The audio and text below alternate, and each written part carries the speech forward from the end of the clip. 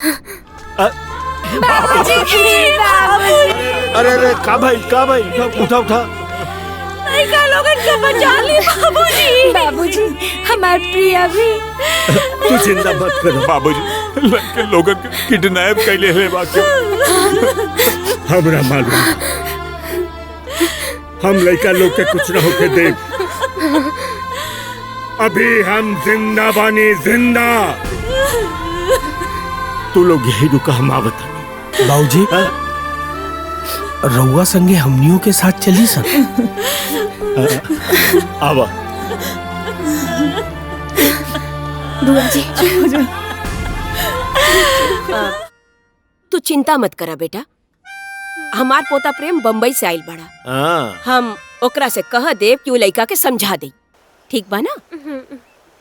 प्रेम प्रेम बेटा। हाँ दादी, आवतानी। आवत का भेल दादी? बेटा ई नंदनी हवे, एकरा के कोनो लड़का बहुत परेशान करत बा। तू संगे जा और जाए के ओकरा के समझा दाता। अरे दादी तू टेंशन मत ला, हमरा रहते के वो और छेड़ सके लगा इनके। अब हमार मतलब ही रहल है कि हमरा रहते इनका के कोनो प्रकार के परेशानी ना होए। ठीक बा दादाजी, अब हम चलत नहीं, हमके कुछ अच्छा अंग्रेजी बोल लिया।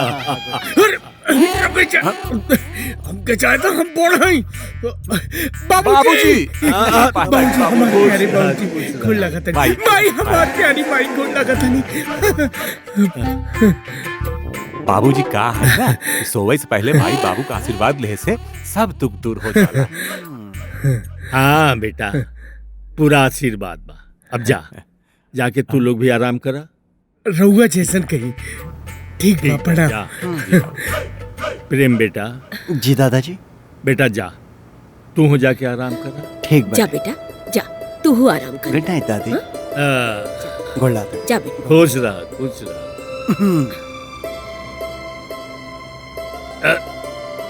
पोता आ गई ना। सोत जा।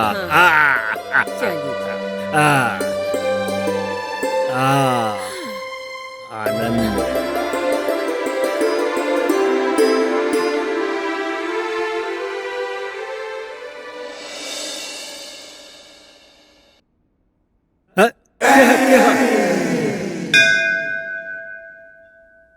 अरे दामाद जी, ई का कर रहल बानी? स्वर्ग जाए के सीढ़ी बनाओ तनी बाबूजी, यही से आपके चरण में आपन सर रख देनी।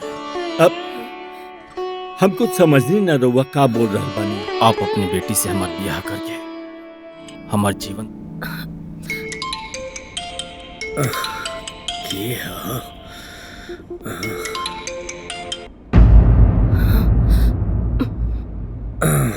केकर फोन रहल जी?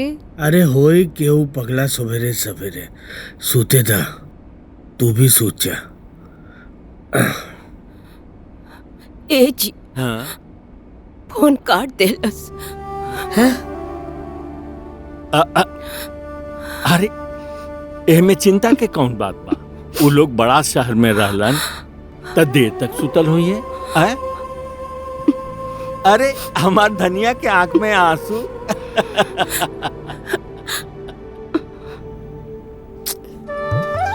माई कुछ दे दे। मालिक प्रणाम। कुछ दे दा माई। प्रणाम।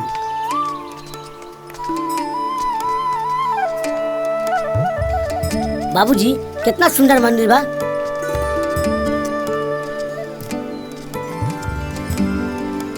पंडित तो लोग थे देखन बाबूजी।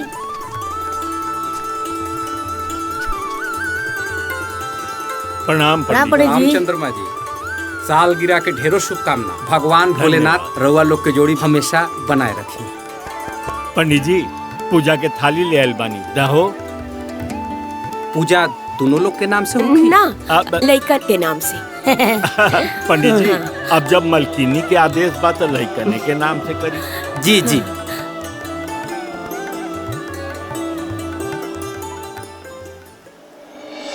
Yes I am ready. अरे इसी तरह तो कंपनी का पूरा टारगेट होगा। थोड़ा और लालच दो। बाद में मुकर जाएंगे। देखो, कंपनी का पिछले बार सिल्वर मेडलिस्ट था और इस बार गोल्ड मेडलिस्ट भी मैं ही होऊंगा। हाँ चलो ठीक है, लीजिए हाँ। चाय पी ली। अच्छा सुना, प्रेम के फोन आयल रहेगा, घरे का बा बता। प्रेम ना छुट्टी के 4 दिन बाद घरे आवता। वो अच्छा। का ना ओकरे दोस्त के शादी की पार्टी बा ना, यही खातिर। और हाँ, याद आई, उस सोसाइटी के लोग ना चंदा मांगे खातिर आई रहे हैं। त दे देलू का? अरे ना जी, हम काहेला देवे जाई? अरे हाँ, मेरे को फूटी कौड़ी ना देनी ओकनी के। और जाना तनी उल्टे ओकनी के मदद करे खातिर बोल के गड़वाले सन। कोनो बात की मदद? वो कहा ना, जब वो लोग मांगे आए रहे चंदा ना, तो हम नाटक करके रोए लगनी। हम कनी की रवा के हार्ट अटैक आइल बा। और जाना तनी इतना सुनते ही वो लोग चंदा नहीं के मंगलस और ही मदद करे खातिर बोल के गड़वाड़ी सन। पिछले जन्म में हम बहुत पुण्य कैले रहनी, जे तारा से हमार ब्याह हो गई बा। हटी रहो, तो मजाक करत रही। ताना भी एकरा के तारीफ लागत बा। का कहनी है रवा? तू एकदम समझदार बाड़ू। बिस्किट खा बिस्किट।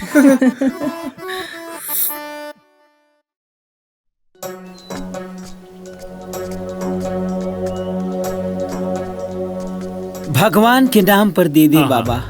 अब हैला दे दा।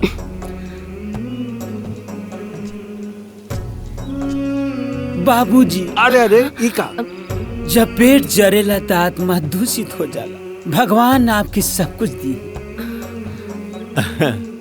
अरे भाई, भूख इंसान के शैतान बनावे और ऐसन पैसा के कौना काम जे आदमी के दुख और बढ़ा दे, मन के शांति ले ले। हाँ, वेट कमिंग मी।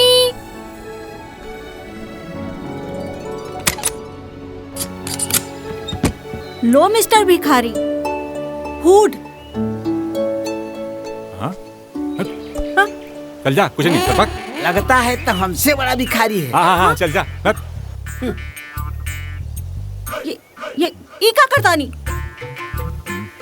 कौका कितनी बार बोले यही कि खाना जिया ना करा और खाना के भिखारी को कत्ते न देवा करा, लेकिन तू हमार बात ना सुनी। मुंह ना खोला, अपन मुंह ना खोला।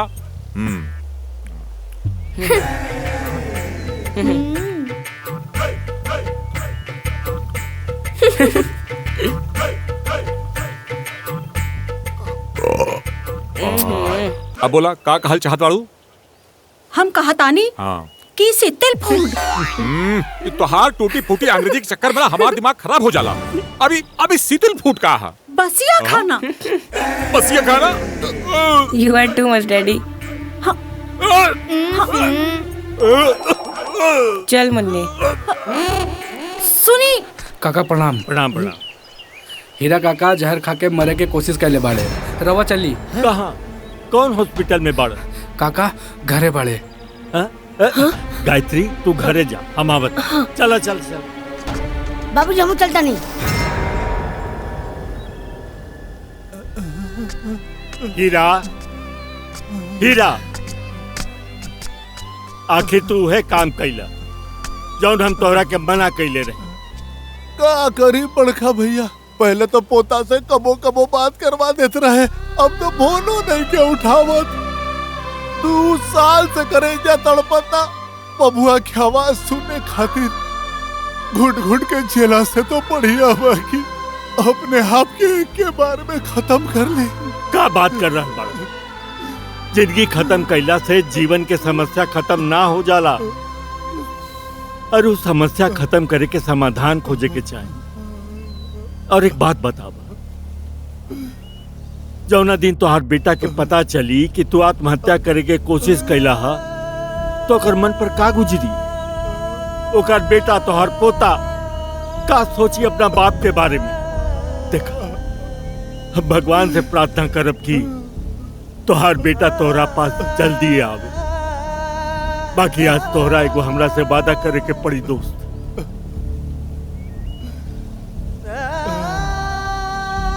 वादा कर कि आज के बाद तू आत्महत्या करे के बात मन में सोची अभी मत। देखा तू अपना दोस्त से वादा कर रहा बाड़ा, अपन ख्याल रख, अपन ख्याल रख। चल बिरजू। प्रणाम काका।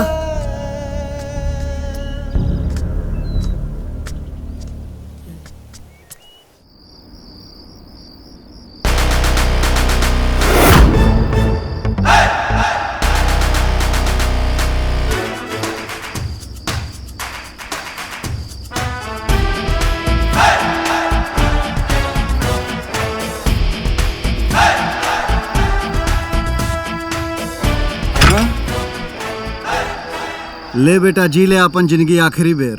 आखिरी बेर? हाँ। का मतलब तोहर? मतलब ई बाटे कि अब तोर बियाह होताटे। बियाह के बाद दोस्त मित्र से मिले के आजादी, बियाह के बाद देर रात तक बाहर पार्टी कैले के आजादी। बेटा बियाह के बाद न बाहर के चिकन बिरयानी छोड़ के घर के दाल चावल खाए के पड़ी। हर घड़ी बस कही आवाज आई, ए जी एगो टिकली दिवा दी ना, ए जी सेनुर दिवा दी ना, ए जी साड़ी दिवा दी ना। और जानता रे, ए जी हई खत्म हो गइल बा, हऊ खत्म हो गइल बा, चावल खत्म हो गइल बा, दाल खत्म हो गइल बा, चीनी खत्म हो गइल बा, चाय पत्ती खत्म हो गइल बा। जब सब डिमांड पूरा कर देबे ना, ओकरे बाद बड़ा प्यार से कहे, ए जी मुनवा हगले बतानी धो दे ना। हम ना धोएम। ना धोबे ना बेटा, तो यही से कहत तानी कि बियाह के पहले जिंदगी के खुल के जी ले। चल बियर उठावा से पार्टी कइल जाओ। आवस आवस। रे रुका सन, हम आवता नहीं। बाबूजी खाना ले ली।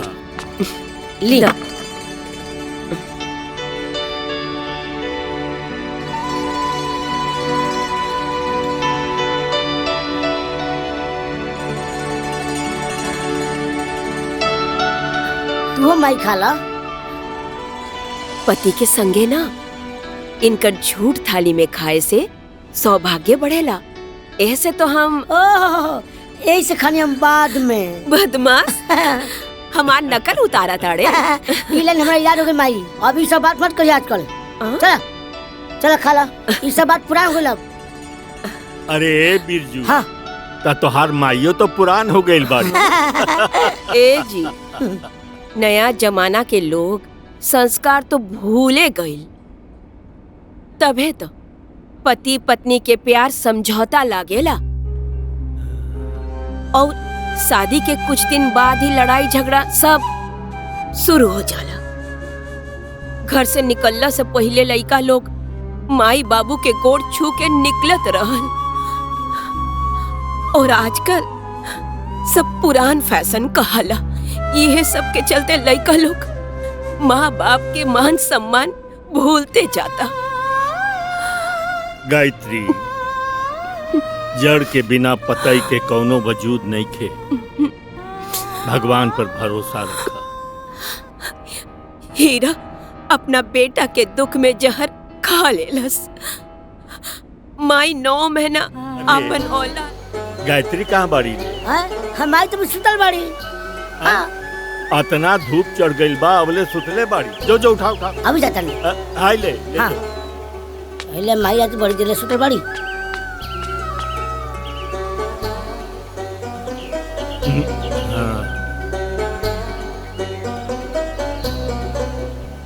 बाबूजी, बाबूजी, बाबूजी, माई।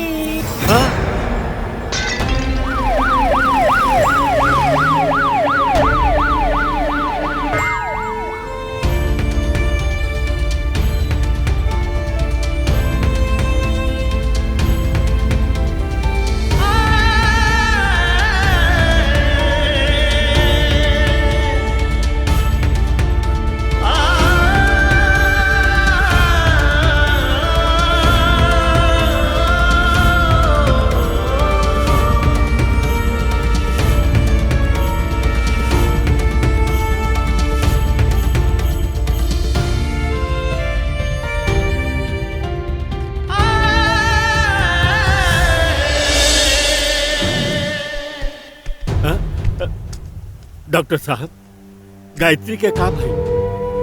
तबीयत ठीक बा ना? उनकर हालत ठीक नहीं खे। मन ही मन कोई बात का चिंता सतावता जेकरा वजह से उनकर हार्ट अटैक होखे वाला रहल।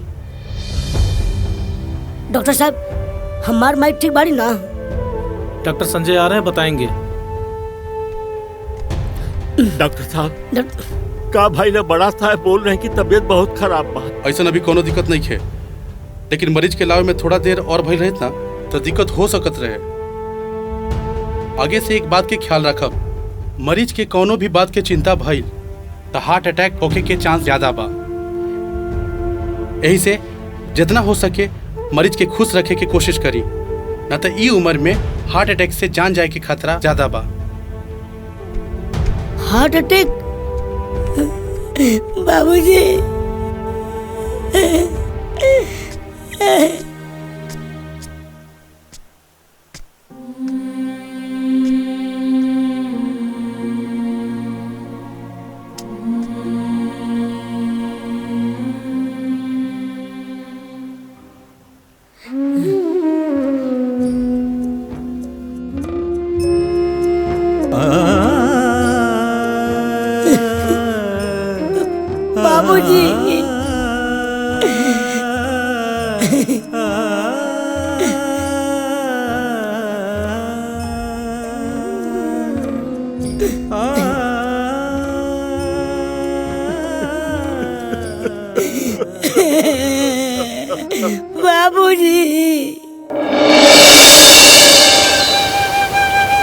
चिंता ना करी जी, हम ठीक बने।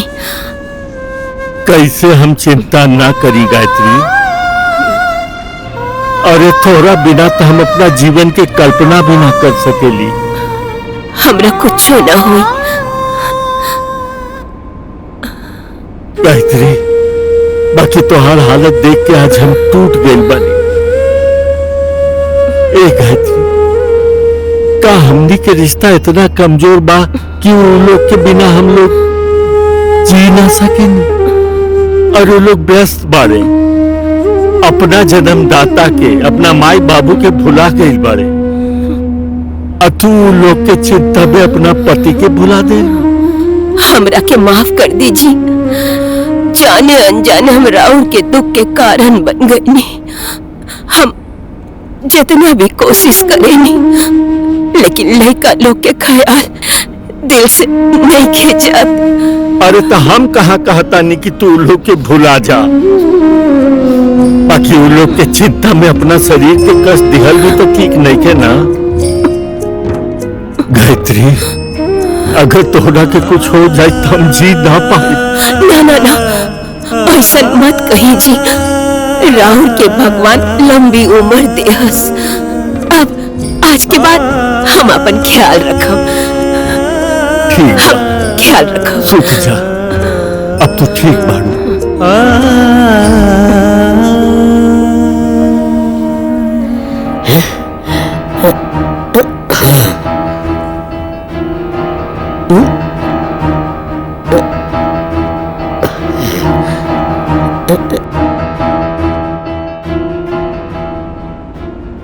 हेलो, हाँ बिरजू बोला। भैया एगो बहुत सीरियस बात करे बाटे। कौन सीरियस बात बा बिरजू बोला? हम चाहता नहीं कि दीदी भी लाइन पा जेती तो अच्छा रही। बोला हम सुने तानी। का हलचल बा? माई के हार्ट अटैक आई बाटे।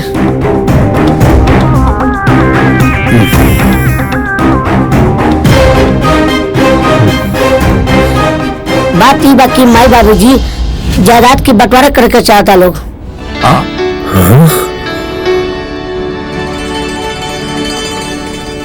हे भगवान, ये का कइला? हमरे माई के दिल की बीमारी काहे दे देला? नाती पोता के शादी तो देखे देता प्रभु। अरे हम आओ तानी बिरजू, माई बाबू की सेवा करे। हाँ, हम भी आओ तानी। लेकिन एक बात का ध्यान रखे लोग, क्योंकि पता ना चले चाहिए कि बंटवारे के बाद तोनी के हम बतैला बानी, न तो सोची लो कि तोनी के जायदाद की खातिर आई बड़ा जन। कैसन बात कर तारा? आखिरी समय में बेटा बेटी साथ नदी तक के दी। चिंता मत करा, हमनी के काल आवता नहीं। ठीक है भैया, ठीक बा। ठीक है भैया। हमरा के माफ करिए भगवान, हमरा इतना झूठ बोले के पड़ल। लगा तो कि हमार कंपनी खोले के सपना पूरा हो जाए।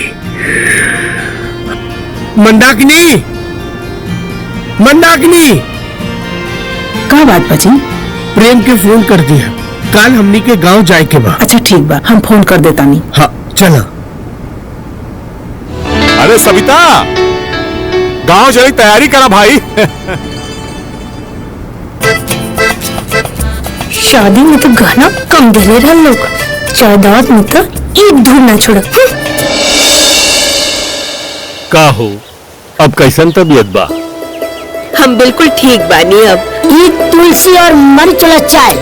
अरे फिर तो काली चाय ले ले। अरे कम से कम एक तो दूध वाला चाय पिला देते। ना, बिल्कुल ना। रौरा के दूध वाला चाय से गैस बने। माई, बाबूजी। अरे भैया, अरे गोल लगा तानी भाई।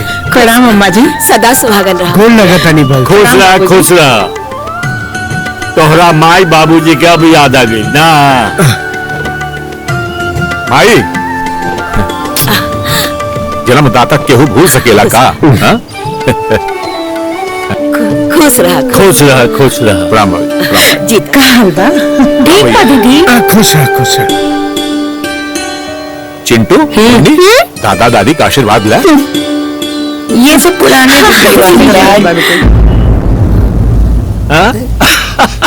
हाय ग्रैंडमा, हाय ग्रैंडपा।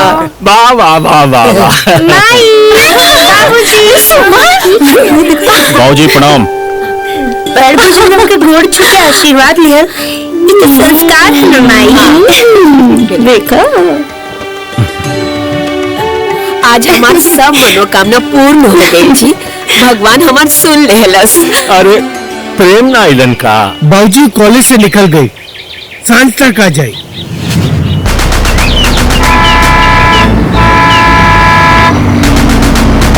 हलिया हलिया हलिया हलिया, उतरिए उतरिए उतरिए उतरिए उतरिए, हलिया हलिया हलिया। अरे क्यों बा हो, उतरा उतरा। चलिए लालगंज लालगंज लालगंज, जाइए बढ़ा के, जाइए बढ़ा के।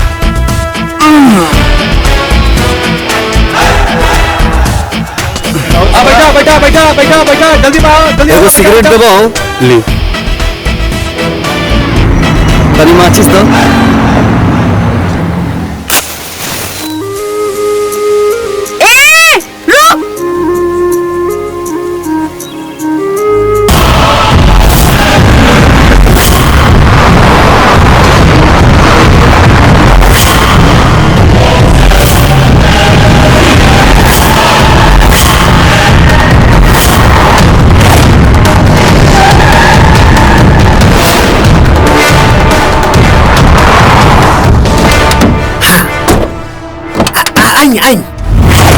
आई भैया जी, आई भैया जी, आई।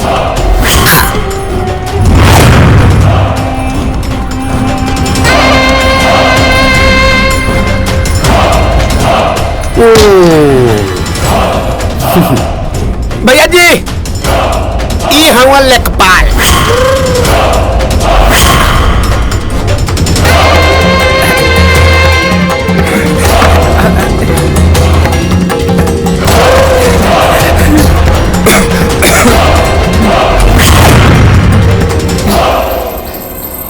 जब माथा के पसीना पिछवाड़े तक पहुंचे लगे ना, तो वो आदमी के होकर औकात पता चलेला।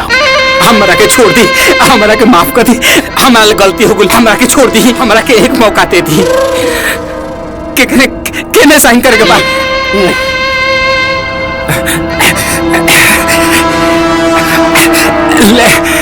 ले भैया। जिंदगी प्यार लेवे देवे के नाम हो। हाँ, ये कहाब प्यार दा, प्यार ला। हाँ भैया, हाँ भैया। यह काम अगर प्यार से कर देता तो हमरा तकलीफ ना देवे के पड़े। गलती हो भैया।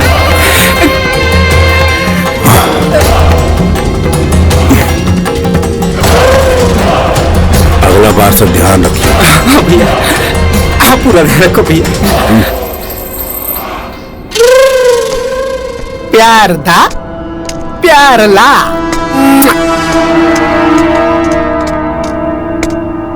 गायत्री, आवतानी जी। गायत्री, आ गई नी जी, आ गई नी।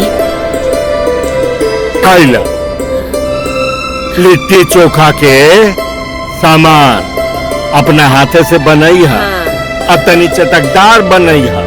ढेर दिन के बाद तारा हाथ के लोग खाइए लिट्टी चोखा। दादाजी, अरे दादाजी गोल लगता पोता आवा हमार बबुआ, भगवान तोहरा के बनौले रखी। बैठा बैठा बैठा बैठा।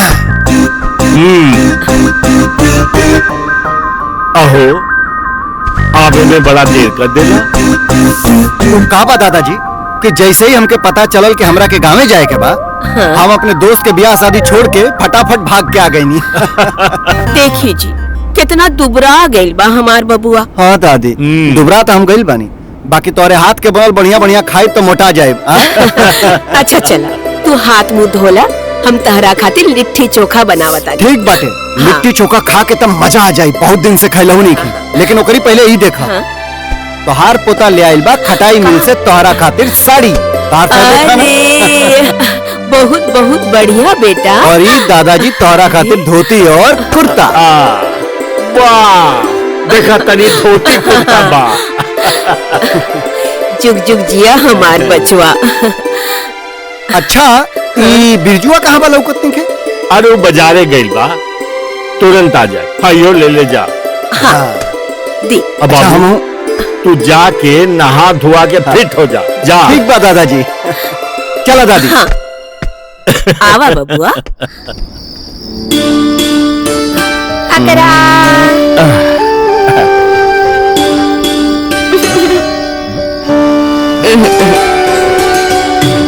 दादी। हाँ बेटा।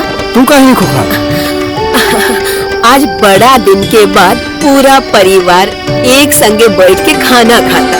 हमार मन बहुत प्रसन्न बा बेटवा। हम बाद में खाई, तू खा। अरे अम्मा जी, आपो हमें साथे खाना खाती ना तो अच्छा लगे। ए ले आवा हो दादी खातिर। माई तू है क्या?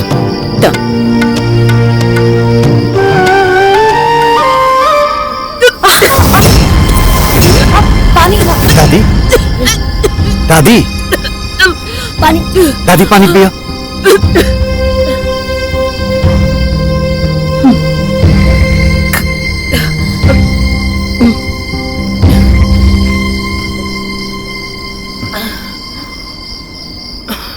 खाना खा।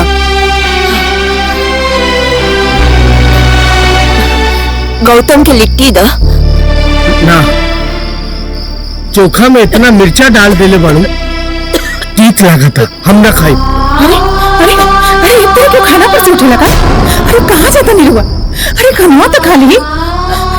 बेटवा कुछ चाहिए? अरे ना, अब तो हाथ में स्वाद ना माई।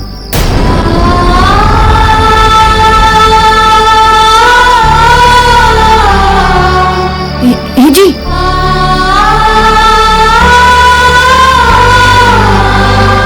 माई हम ना खा। चल बेटा।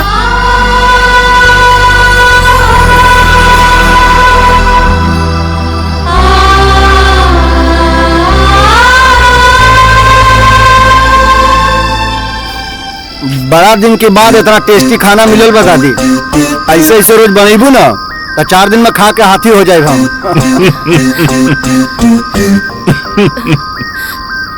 पेट भर गया दादी।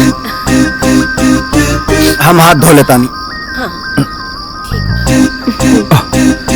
अरे अम्मा जी, बहुत दिनों बाद इतना स्वादिष्ट लिट्टी चोखा खेले बनी, मन करता दूगो और खा ली।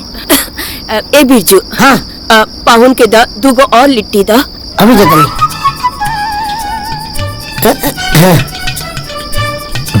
इली खाई खाई खाई पाहुन ले जाई मत। खाना बिटवा खा।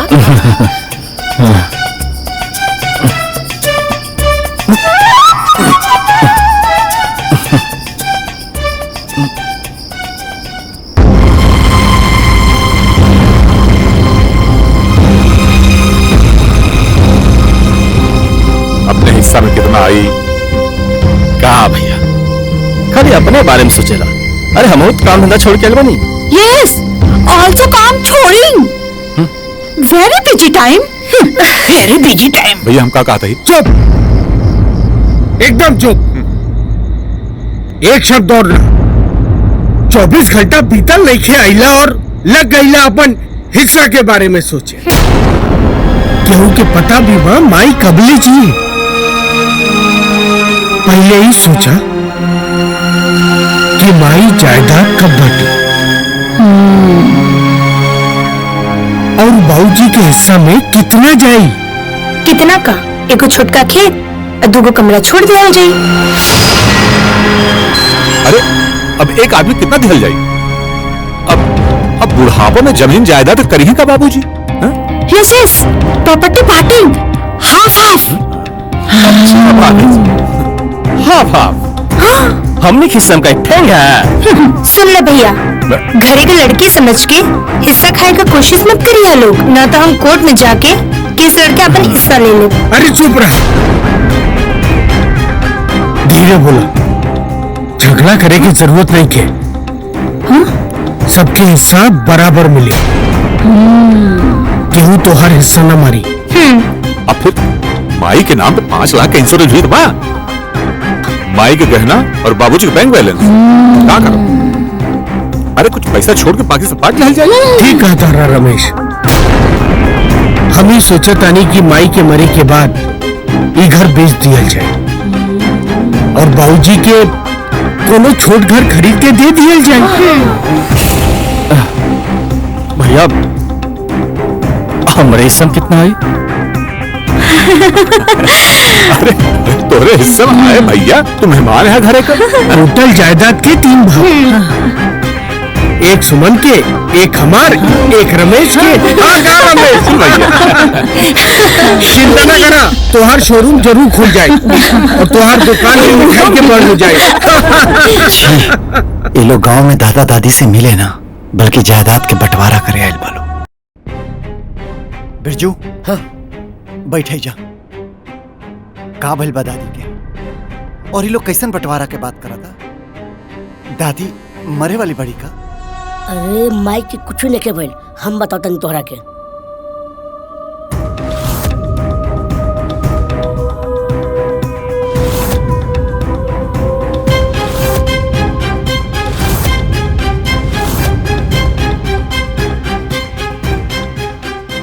माई बाबूजी जायदाद की बंटवारा करके चाहता लोग। हम आओ तानी बिरजू। हाँ, हम भी आओ तानी। यही से हमरा झूठ बोले के पड़ल। माई आज पूरा परिवार के साथ मिलकर बहुत खुश बाड़ी। दादी इधर खुश पड़ी और वो लोग दादी के मरला के इंतजार करा था ताकि दादी के मौला के बाद हिस्सा में बंटवारा हो सके। तू दादा दादी खातिर बहुत कुछ कैले बड़ा, लेकिन हमारे एगो प्लान मान के एगो काम करबा। बोला।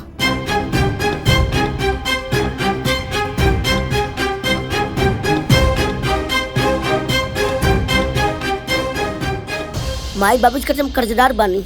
अरे माई बाबूजी खातिर हम कुछ करे तैयार बानी। एगो बात जानता केहू की भलाई खातिर और अच्छा काम करे खातिर जौन झूठ बोलल जाला ना, वो झूठ ना होला।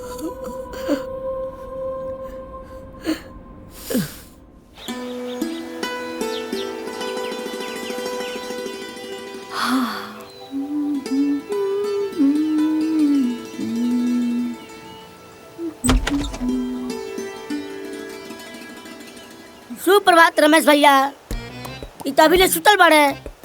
गुड मॉर्निंग छोटकी भौजी। Good morning. छोटकी भौजी रवा लग चाय लेके आइल बानी। सुनले बानी कि दिल्ली वालों के सुबह सुबह चाय पिए के आदत होला।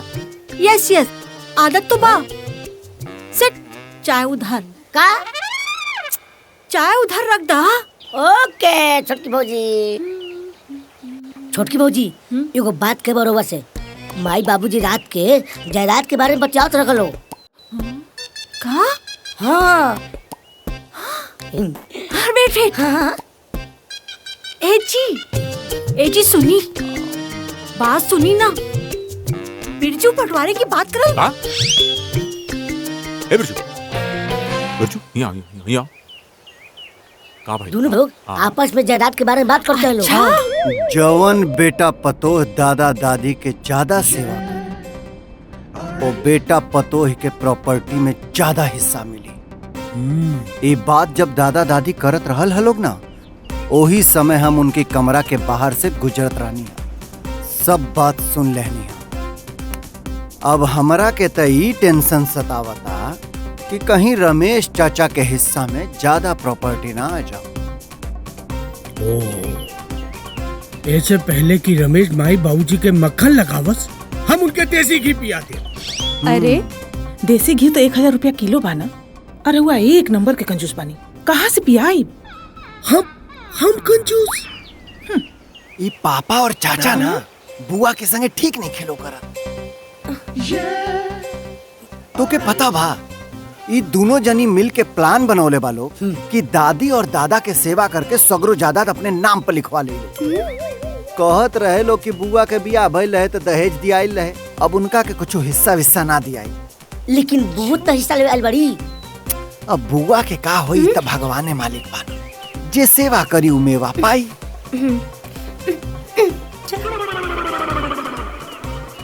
चल चल चल। ई भीतर भीतर दोनों जने हमनी के संगे चाल चलत आड़न। ई लोगन का नियत ठीक नहीं लगा हमरा। ऊ लोग हमने के साथे कुछ गलत करे, ओकरे पहले माई बाबूजी का चल के सेवा कर जा। अरे प्रेम धीरे से चलाओ ना।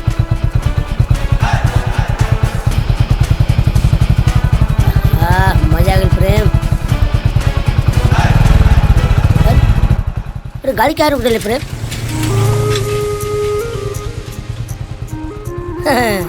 अच्छा बेटा। बिरजू, ये लड़की के हो? वकील मैडम। हाँ। वकील मैडम मतलब? अरे इनका नाम है नंदनी। गाँव मेरा के वकालत की पढ़ाई करेली। गाँव के छोट से बड़ हर समस्या समाधान करे खातिर हमेशा तत्पर खड़ा रहेली। गाँव में बच्चा से लेके बुजुर्ग तक इनका प्यार करेला। अच्छा। हाँ। फिर तो हमरो के करे के पड़ी। का करा? अब कुछ ना तू उतरता। हाँ। हम जाता नहीं, वो काम बटे बड़ा खतरनाक जो। अच्छा जो। हाँ जो।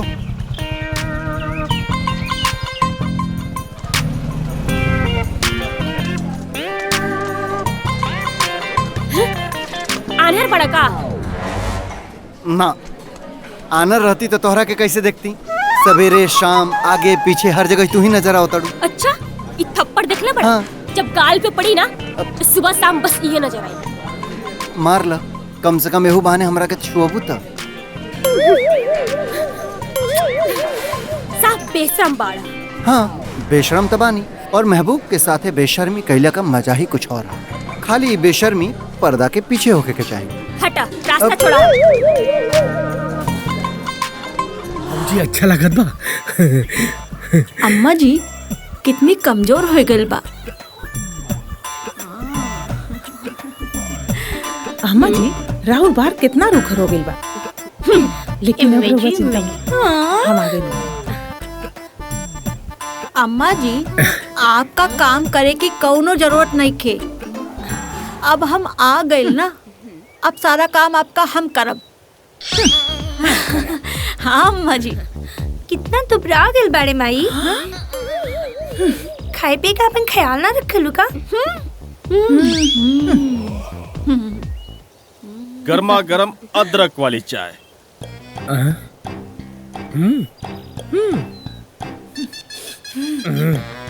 बाबूजी, ये ले, आप खाती अपने हाथ से गर्मा गर्म चाय बना के लेकर बनी। अच्छा। अरे अबे तो बाबूजी का मालिश करे बाकी बा ना। अरे फिर अबे मुड़े में तेलो लगाओ एक बार, बाद में पी ली चाय। हाँ? कहा रमेश बाबू, मसाज तो बाद में हो जाए, चाय और ठंडा हो जाए। हाँ, अरे तो ठीक है तक कहा तड़। इतना प्यार से दामाद जी चाय बना के ले बाड़न तो तनी पी लेवे दा। वाह, आनंद, परम आनंद। बड़ा बढ़िया चाय। हलवाई टेस्टी न बनाई तो के बनाई बाबूजी? ए जी, दूध वाला चाय मत पी। राउर के डॉक्टर मना कैले बाना। काहे ना पिए बूढ़ी? ये तोहार नैहर से आयल गाय के दूध के चाय थोड़े बा जे ना पी। आय अरे त काली चाय बा काली। आनंद परम आनंद। वो हाथ दमाई। ठीक बा अम्मा जी। अच्छा लगा था नहीं अम्मा जी? वाह वाह वाह बाबूजी इतना निकचाए बा। ए बूढ़ी देख रहल बाड़ू पूरा परिवार मने की ऐसे ना।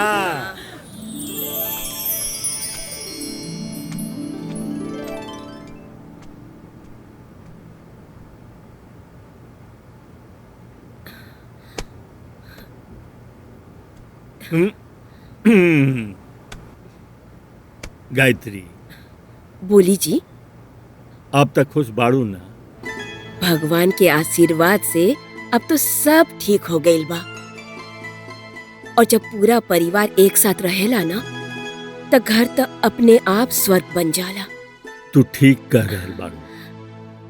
बेजान दीवार के एक परिवार खुशहाल रख सके। ई घर हम लोग के काटे के दौड़त रहे, बाकी जब से बच्चा सब आइल बा ई घर में एकदम बहार आ गई है। सच्ची जी सच्ची। प्रेम बेटा हेने आवा। अब आवा जी दादाजी।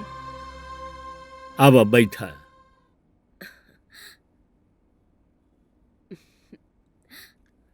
जाने ला हेत्ते चुकी रहला है तू जब तू अपना बाबूजी के साथ मुंबई चल गई रहा।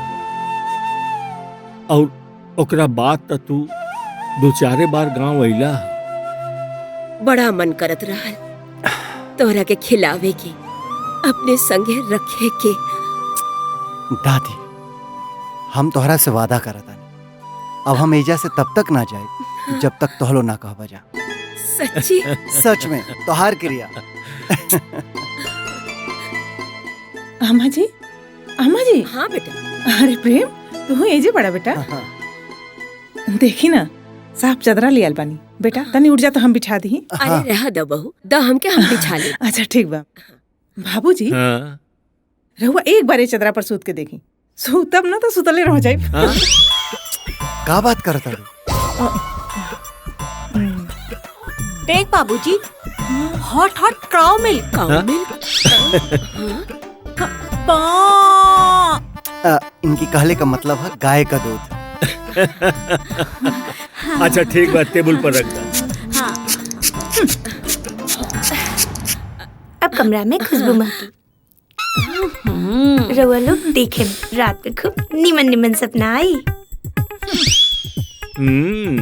सोते से पहले याद से दूध पी ले और कोनो काम होए तो आवाज लगा दे, हम आ जाए। चला ठीक, अब तो जाके सब आराम कर। ठीक बा अम्मा। ठीक बा माई। जी बाबूजी। ठीक बा जा। अम्मा जी good night. Good night? Good night मतलब गोड़ छू के गुड नाइट। अच्छा अंग्रेजी बोल लिया। हमके चाहे तो हम बोल रहे बाबूजी। बाबूजी हमारी प्यारी बाबूजी खुद लगा था माई, हमारी प्यारी माई खुद लगा था। बाबूजी का है ना कि सोवे से पहले भाई बाबू का आशीर्वाद ले से सब दुख दूर हो जाला।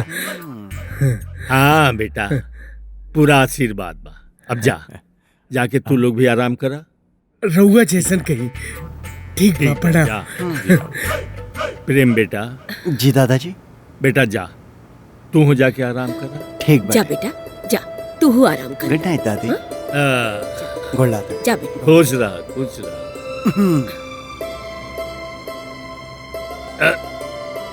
पोता आ गई ना। सोता सोत जा।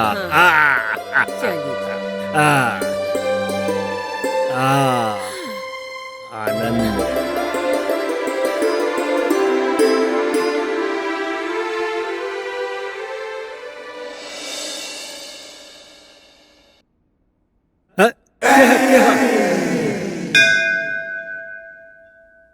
अरे दामाद जी ई का कर रहल बानी? स्वर्ग जाए के सीढ़ी बनाओ दिन बाबूजी, यही से आपके चरण में आपन सर रख देनी। अब हम कुछ समझनी न रहुआ का बोल रहे बानी। आप अपनी बेटी से हमार ब्याह करके हमार जीवन धन कर देनी बाबूजी। और वैसे भी कन्यादान महादान होला बाबूजी। और ऐसा दानी आदमी के चरण में ही स्वर्ग होला। अरे नाना, देखी दामाद जी, कन्यादान कैला के बाद दामाद से पैर ना छुआवल जाला। जाई रोवो जाके अपना कमरा में सुत जाई। ठीक बा बाबूजी, आप कहते हैं थम जाता नहीं। खुश रहो।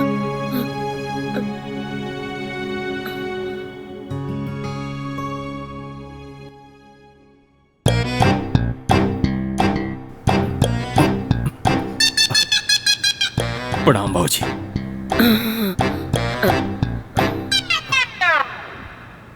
सुता हो।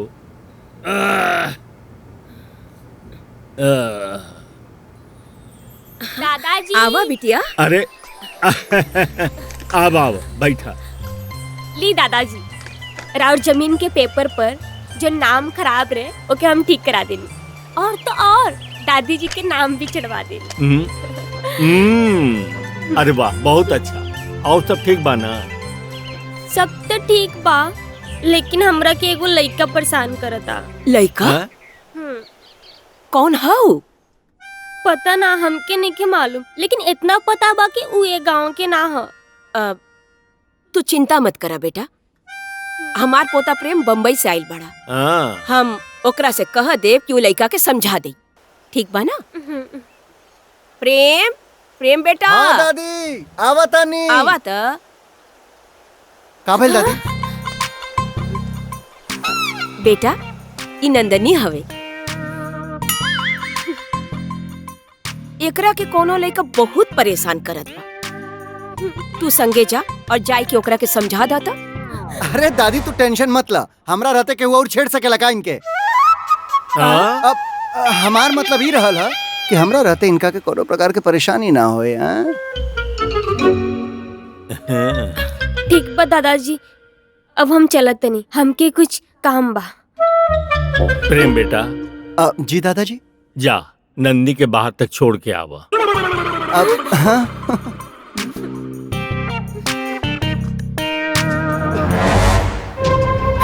निकल जाओ। जल्दी लगा, जल्दी लगा।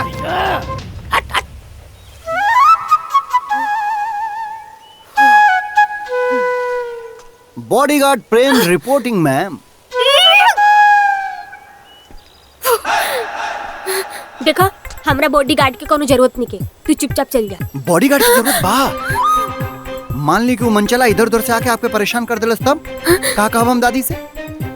मान लो कि वो तोहरे गाल पे ऐसे टच कर दिलस, ऐसे फिर कलाई के पकड़ लेलस तब, और तो और अगर कमर में ऐसे हाथ डाल के चिपका लेलस तब। देखा, हम सब जानते हैं तारा मन में का चलता। और हाँ, तू चुपचाप एजे से चल जा, ना तो हम भाग जाए।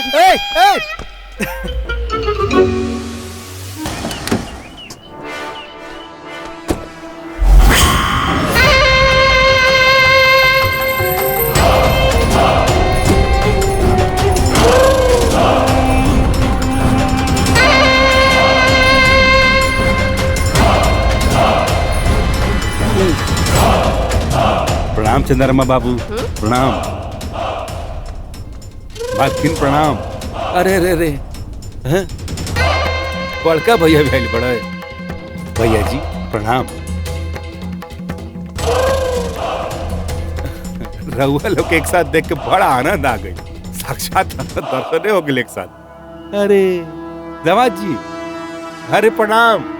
अरे लड़का बच्चा के बुलाई लोग। ले ले ले, आजा आजा, चाचू के पास आजा, चाचू के पास आजा। बेटी चॉकलेट दोगे? चॉकलेट? चॉकलेट तो हम लेके नहीं खेल, अगले बार जरूर लेके आई हम। आओ जा, तू लोग खेल लो, तेरी दादाजी से बतिया ली। प्रणाम। तनी हटाई रहुआ तो हम बैठ जाती है। जा चंद्रमा बाबू हमरा और बहुत इज्जत करे। देखी ना हम खुदे चल के रहुआ द्वार पर आइल बानी। रहुआ का तो पता हुई कि एगो हाईवे बने वाला बा जहाँ पर और जमीन बा उ कितना हुई जमीनिया हाँ 30 एकड़ जमीन ता उस जमीनिया रहुआ हमरा के दे दी पेपर पर आपन साइन कर दी। अब अरे रहुआ तकलीफ काहे करत तानी? रहुआ के कष्ट करे के कोनो जरूरत नहीं है। हम पूरा पेपर बनवा के ले आइल बनी। अरे पेपर देता दे दे दे दे। देखी ना पेपर अपन। अरे साइन ना चाचा के अंगूठा। रहुआ अंगूठा लगा दिए। हम जाना तानी तू जमीन काहे खरीदल चाहता। सरकार के बेचब ना तो 10 गुना दाम मिली। तू तो हमरा मार्केटे रेट देबा। रहुआ के तो सब पता बा। लेकिन चंद्रमा बाबू रहुआ के तो हम पैसो देवत तानी। बाकी लोग जे मानत निखे नु ओकर अंगूठवा के काट के पेपर पर लगा लो। अब ऐसे रहुआ ना मानम तब फिर हमरा बंदूक के नोक पर लाश गिराव के पड़ी। एगो बात हमरो ध्यान से सुन ल। सौदा हमेशा निर्जीव चीज के होला। जिंदगी देवे वाले माई के ना और धरती हमार माई है। समाज के कल्याण खातिर जमीन हम सरकार के फ्री में दे दे। बाकी तोहरा के ना बेचा।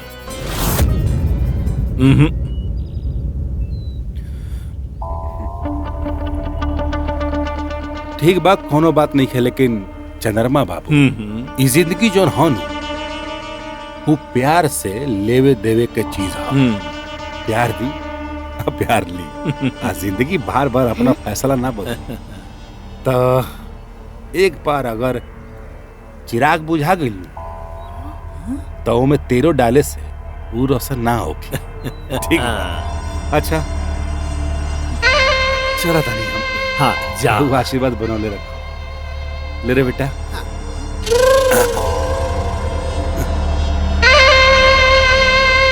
अच्छा चला तानी। बड़ा जल्दी भेंट हुई आप सबसे। ठीक बा। नमस्कार। प्यार दा प्यार ला।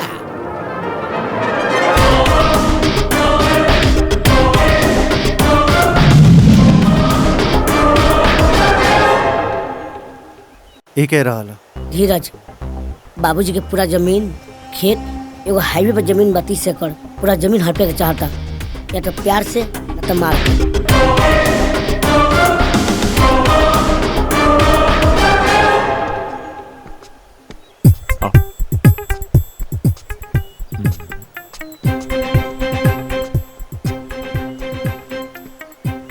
हाईवे वाला जमीन।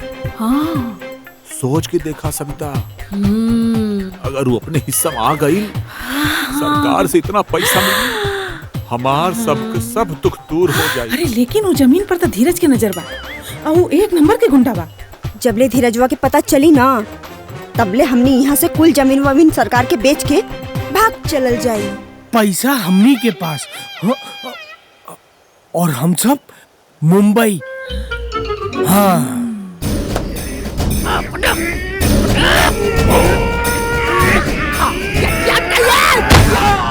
अरे पछाड़ बारे। बेटा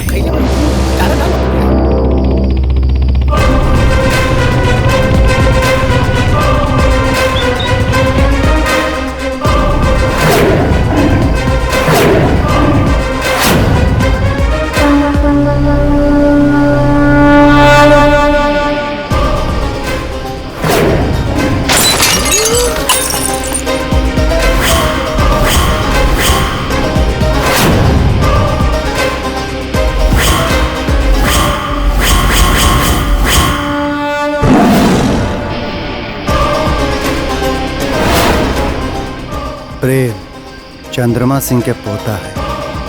आज हमरा घरे आके ते बहुत बड़ा गलती कर दे। तेजा का अच्छा न कैले। वैसे दाद देवे के पड़ी तोरा बेवकूफी के। हमरे अड्डा पर आके हमरे के धमकावता रे। जिंदगी प्यार लेवे देवे के चीज है। प्यार दे, प्यार ले। तनी पिछवा आंखा उठा कर देख ले। दहिया के बतिया तोड़ के इजा गाड़ दे तो पता ना चली। शेर जहाँ जाला अकेला जाला, झुंड में ना। और तोरा जैसन लकड़बग्गा झुंड बना के भी शेर के एगो बाल ना उखाड़ पावे ना सन।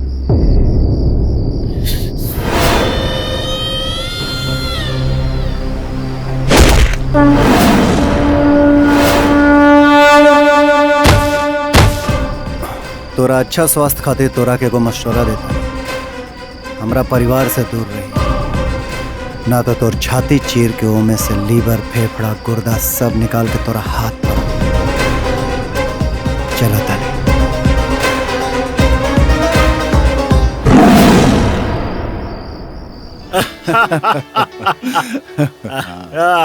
गर्मा गर्म चाय, चाय पिया। ली चाय। अरे यार, हम तोहरा के कहले रही ना कि एक दिन तोहार बेटा जरूर आई। आ गई ना? हाँ। तब फिर कहला चनरमा। दादाजी। अरे आवा, बैठा बैठा बैठा। प्रेम, ये हमार दोस्त हवन हीरा।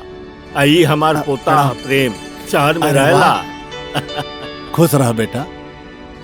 जिंदगी भरे को बाप अपना औलाद के खुशी के खातिर कमाला, लेकिन जब औलाद ही छोड़ के चल जाए तो जिंदगी बोझ लगेला। तोहरा आशीर्वाद से अब सब ठीक बा। अपना बेटा के घर लौटे के खुशी में एगो छोट मोट पूजा रखले बनी। पूरा परिवार के न्योता बा। तोहरा से निवेदन बा कि अइहा जरूर। अच्छा भौजी, चला आवा। अइहा जरूर है भाई।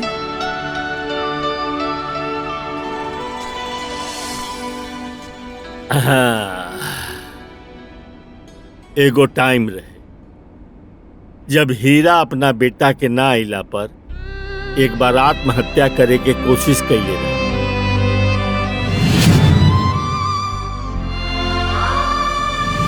बाकी देखा आज बेटा आ गइल तक इतना खुश बा।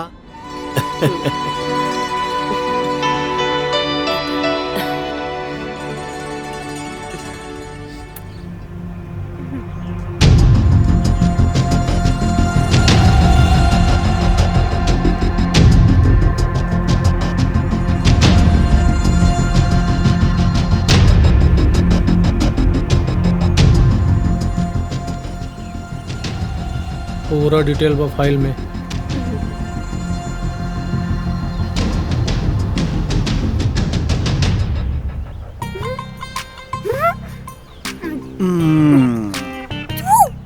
और यहाँ तू जहाँ मैं वहाँ। आखिर दिल के बात बा तो दिल तक पहुँचावे के पड़ी ना।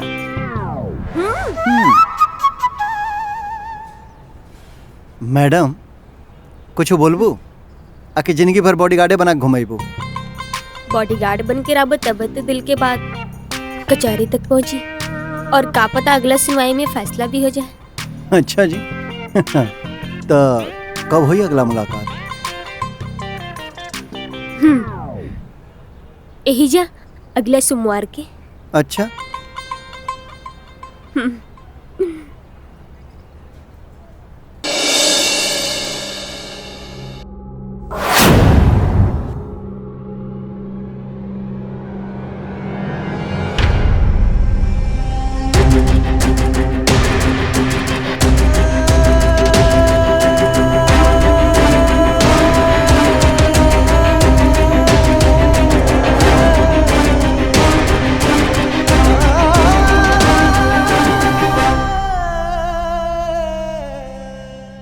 का भाई?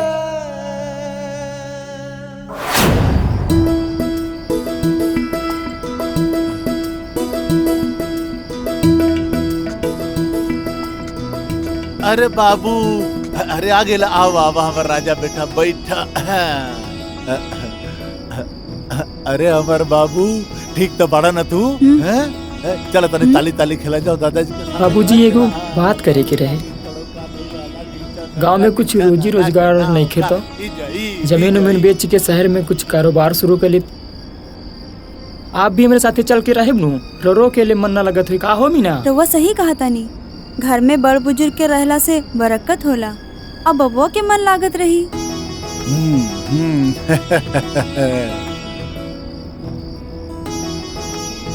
हाँ अरे हमार बाबू बबुआ हमार जैसन तू ठीक समझो।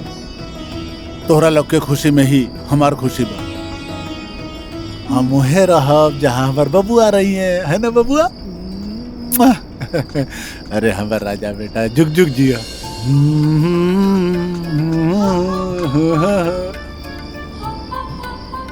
अरे वाह दादाजी घोड़ा बन गईले। अरे हमार बाबू रे। मीना ए मीना का भैल जी? जल्दी से अपन सामान पैक कर ला। अभी ये के अभी शहर निकले के बा।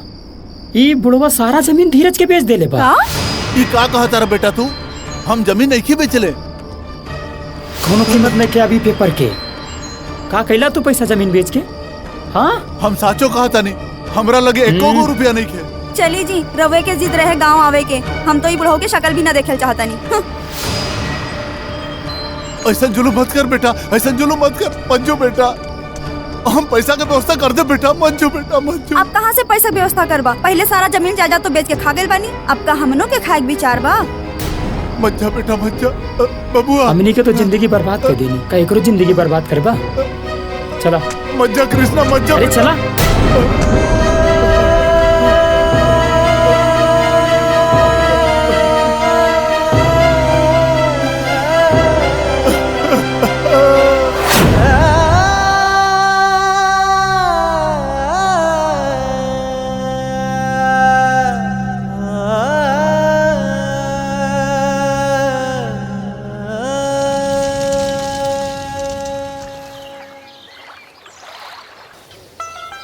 ए बूढ़ी ई लगन में बिरजुआ के बियाह करवा देवल जाए। हाँ बाबूजी। हमरो घर पर बस जाइए। क्या करी बियाह का बात होता दादाजी? अरे हाय बिरजुआ के। हाँ पर भैया नींद आइल बैठा। बहुत बढ़िया बहुत बढ़िया। बाबूजी बाबूजी हम सोच ले बनी कि माई के मरे के बाद मतलब ई कि रउआ दोनों के मरे के बाद खूब धूमधाम से राव लोग के बारात निकालब। हाँ हाँ बाबूजी मोला के बाद ना रउआ लोग देखब जा। अरे हम हीरा के बेटा के जैसा नहीं की कि रउआ दोनों के छोड़ के चल जाए। अरे बस इतना ही भैया। हमारे पास बाबूजी के लिए एक सरप्राइज बा। ला बिजू। बाबूजी ई का? बाबूजी अस्थि कलश। अरे रउआ लोगन का अस्थि यही में रख के हरिद्वार ले जाए, गंगा जी में विसर्जित करे। बाबूजी अरे बाबा बैठा बैठा। अरे बैठा ऊपर। कोनो बात नहीं बाबूजी, यहाँ ठीक बनी एकदम फिट बनी। ई देखी बाबूजी आप लोगों के 13वीं भोज का ई मेनू हम तैयार कर बनी। हम नहीं चाहत कि गांव का केहू भी ई कहे कि माई बाबूजी के मरले के बाद काम क्रिया ढंग से क्यों ना कैला। ई देखी बाबूजी ई मेनू में का बा? दही चूरा, पूरी भाजी, बुनिया और तमाम 1-2 आइटम बाबूजी। और सुनी बाबूजी जे नॉनवेज खाला ना ओकरा खाती भी आइटम बा, जैसे मटन बाटे, मुर्गी बाटे, मछली बाटे और अंडा भी बाटे। और बाबूजी सुनना ही जी साथ में जनबा ना पुलाव भी रखना बाबूजी। और बाबूजी और कुछ छूटत होके आप बता दी बाबूजी। अरे बेटा लोग खाए के तो हनिए के बा। हम का अपन पसंद बताएं, जौन समझ में आया डिसीजन कैला। एक ऐसन बात करते रह तो लोग। हाँ अभी दादाजी जियता ना और तो लोग उनकी मरले के बात करता रह, श्राद्ध के बात करता रह। शर्म नाम के कोनो चीज बाकी ना तो लोग उनके अंदर। आफ्टर दैट माय बाबूजी हाउ देखेंगे हमने की तैयारी। हाँ बाबूजी रउआ लोग के कोनो आखिरी ख्वाहिश हो तो बता दी, हम पूरा करब ना। ए बेटा, तहरा ऐसा औलाद जकरा हो जाए ओकर आखिरी ख्वाहिश का हो सकेला? बाकी हाँ, हमारे एगो ख्वाहिश बा। का भौजी? कि ई उम्र में ई बूढ़ी से एक बार और ब्याह करवा द।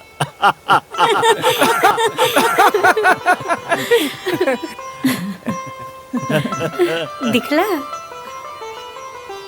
हर जन्म में हमहू राउर के पति के रूप में चाहतानी। समझे हो गेल माई, हम जल्दी से व्यवस्था कर बानी।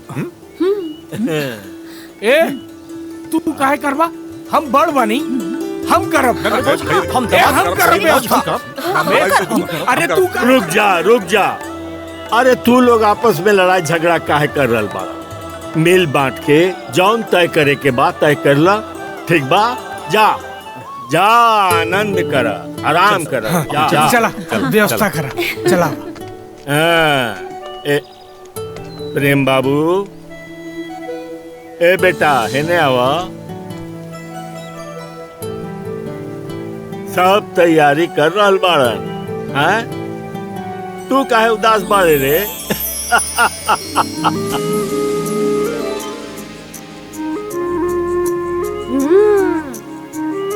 बहुत टेस्टी बा। अच्छा प्रेम, एगो बात बताओ। नॉर्मली लड़का लड़की के मिले खातिर या तो सिनेमा हॉल में बुलावला, ना तो गार्डन में। लेकिन हमके नहीं के समझ में आवत, तू हमके गोलगप्पा खियाओ तड़ा। हाँ, उकाबा ना कि हम थोड़ा अलग टाइप का लड़का है, घुमा फिरा के बात ना करें, डायरेक्ट मुद्दा पावे। ये बतावा, हमारे प्यार के मुकदमा कहाँ ले पहुँचल? पास भईनी की fail?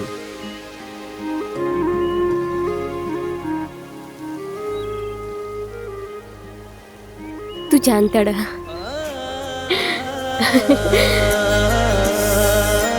Hello, I love you. ओए, पैसा बाद में दे।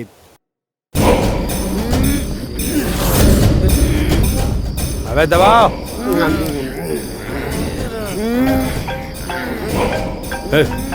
कौन दे?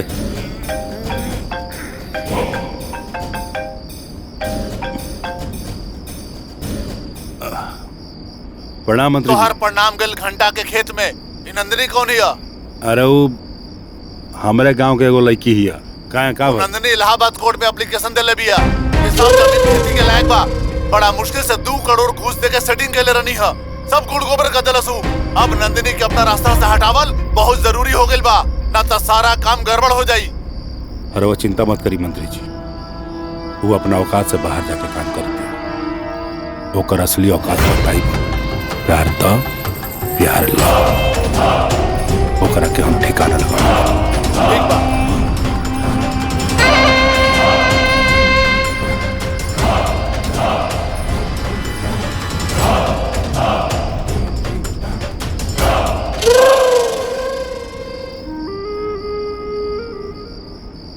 नंदिनी,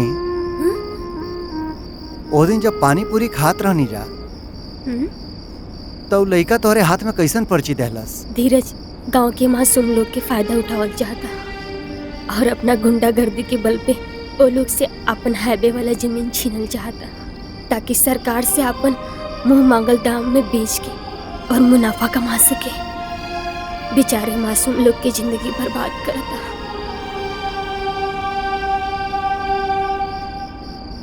लेकिन हीरा काका के तो कोनो पैसा ना देले रहे।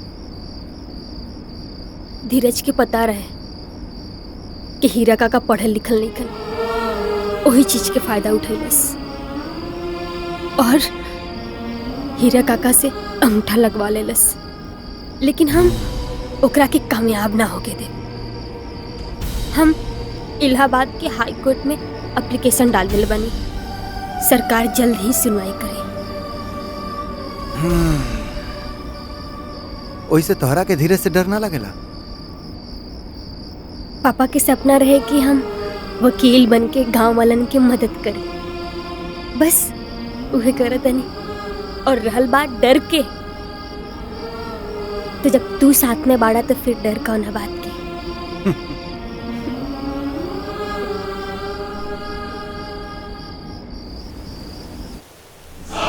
रुक रुक गाड़ी रुक रुक भर भर गाड़ी में भर रेगा रेगा चल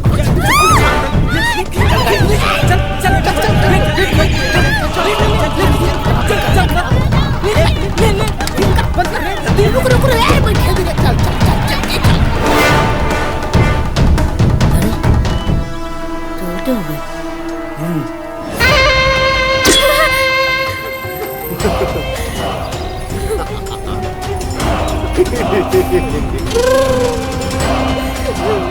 कहा वकील मैडम डर लगता है। बड़ बुजुर्ग लोग कहले बाकी औरत के मर्द के काम ना करे के चाहिए। जिंदगी प्यार लेवे देवे के नाम है। प्यार द प्यार ल। और तू तो बड़ा समाज सेवा करता रू, हमरो फर्ज बा कि तार सेवा करी हैं। अरे तनी सेवा करसन।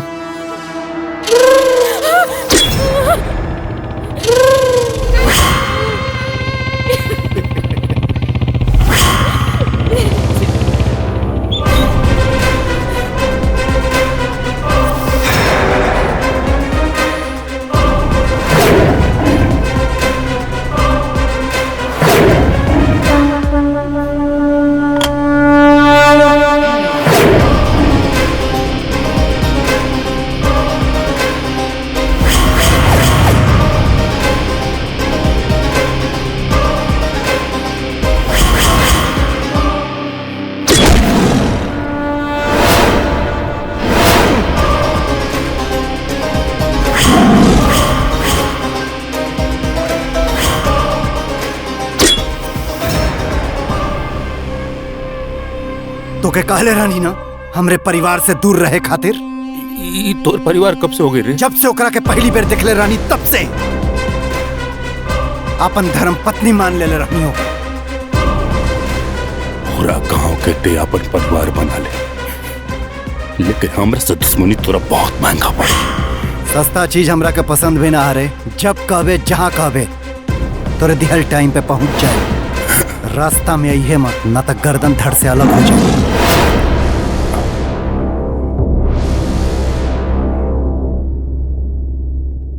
जान है ही हमार, और हमरा जान के ऊपर अगर तोर दोबारा नजर पड़ल तो अपनी आंखी से हाथ धो बैठ गए।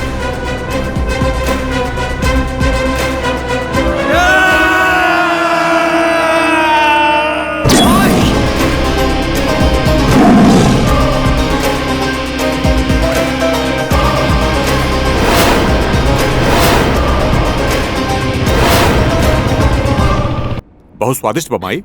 खा बिटवा और मंगा दी। ना ना बस करो ला ला माई आवा। पापा। हाँ ये नंदनी है। नमस्ते। हम इनका से प्यार करे नहीं और ब्याह कल चाहता नहीं। ताहर दिमाग खराब हो गई बा प्रेम। प्यार शादी ये कैसन बात करता है? अरे लड़की शहर में रहे लायक नहीं खे, सोसाइटी में हमार नाक कट जाए। शादी के फैसला करे से पहले एक बेर अपन बाप से तो पूछ लेता। और सुना तो हर शादी के फैसला हम ले, तू ना। तो ठीक बा पापा, फैसला तू ही करो और आशीर्वाद भी तू ही दो। पर एक बात ध्यान रखियो, हम ब्याह करब तो सिर्फ नंदिनी से। और हाँ, आज के बाद नंदिनी हमन के साथ यही घर में रही। देखा माई, देखा रमेश। शांत भैया शांत। गर्मा गर्मी में ऐसा फैसला ना हो। चला बा अब हमारे साथे। अरे हम माई कुछ तो बोला। हम कहते हैं हमारे साथे चला। अरे रमेश, अरे तू देखा ना ये कैसन बात कर रहा था। अरे प्रेम के समझाओ ना भाई। या जवान लड़का समझा करा। ना बेटी ना, चुप हो जा। हम बानी ना। ना ना ना ना ना ना बेटा ना, चुप हो जा ना। आइया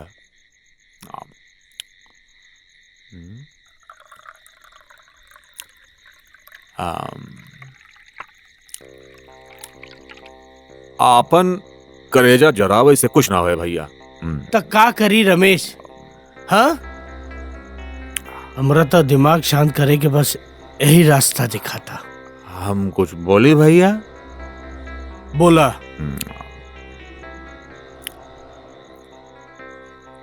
गुस्सा कैले से काम गड़बड़ हो डर भैया। ये प्यार का भूत था, दिमाग से भागी, जज्बात से ना। भैया अवई शादी के लिए हाँ कहता। अरे बंटवारा होखे के बाद प्रेम के बहाने से मुंबई लेके चल जाइया, फिर कौनो नीमन लड़की देख के वो कभी आ कह दिया।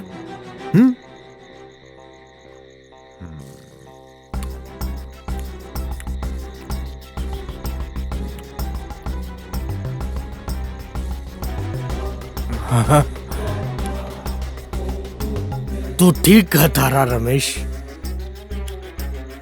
दिमाग से काम लेवे के पड़ी,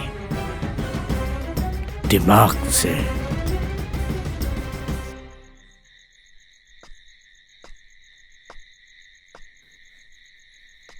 जी रवा बुलाइनी है का? हाँ बिटिया आओ बैठा। अरे हमार बेटा के पसंद के केहू के नजर ना लगे। बिटिया आज जौन कुछ भी भइल ना वो बात के दिल पर मत लिया। अरे वो प्रेम के बाबूजी ना गुस्सा में कह दिले हुई हैं। बाकी तहार ब्याह ना प्रेम के संगे ही हुई। हम तरह के वचन देत बानी। हाय ई सगुन के कंगन। मंदाकिनी ई का करता रू? हाँ अरे माँ बेटा दोनों हमरा खिलाफ जाए के कसम खैले वाला लोग का। ए लड़की उठा,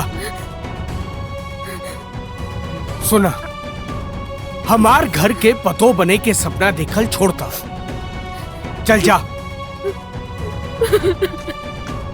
चुप, चलो भीतर।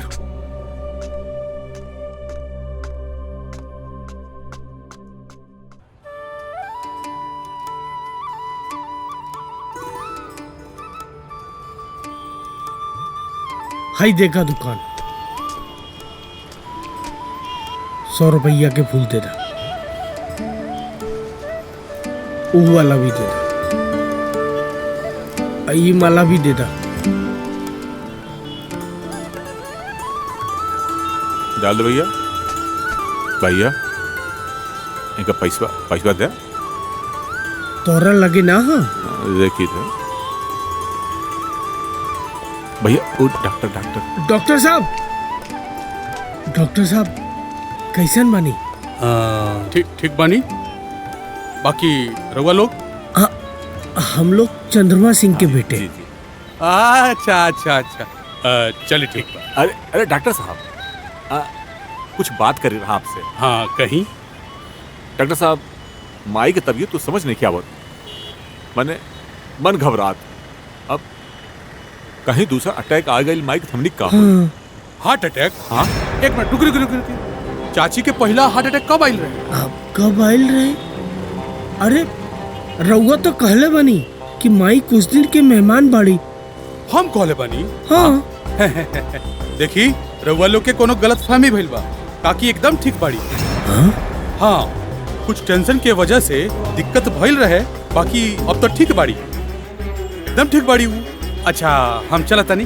ठीक बा। हाँ।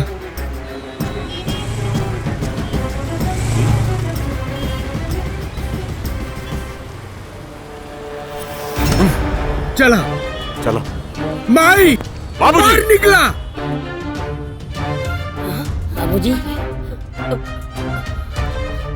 काहे हमनी के झूठ बोल के बुलवनी है?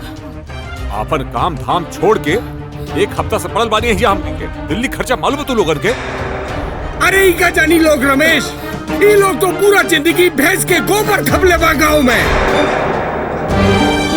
हालत तो हमनी के खराब भई, काहे कहीं नहीं है हमनी के साथ ऐसा। ये कौन सा तरीका बा अपना बाबूजी से बात करे के? अरे कौन माई बाप झूठ बोल के अपने लइकन के जिंदगी बर्बाद करे लेन? बोला ई का बोली है, दोनों जने शामिल बा साजिश में। ए सुना मंदाकिनी, सामान बांधा, मुंबई चले के तैयारी करा। देखी जी, गुस्सा में कोनो फैसला लियल ठीक नहीं की, हमार बात मानी रहुआ। चुप, फिर कानून मत बतियावा, चुपचाप सामान बांधा बस। ए, तू अपन सामान सेट कर सकता? ऐजा कोनो बंटवारा ना होई। हार्ट अटैक का बहाना कह के झूठ बोल के बुलवावल गली में अपनी सेवा की लालच में। हाँ, हमनी के इतना बड़ा नुकसान कह के, हाँ के भरियो का मिलेला तोहरा लोग के? हमनी के सुखचन में आग लगा के? अरे अगर तू लोग साचो में मर जाइबा ना तब देखे ना आइब। चली जी।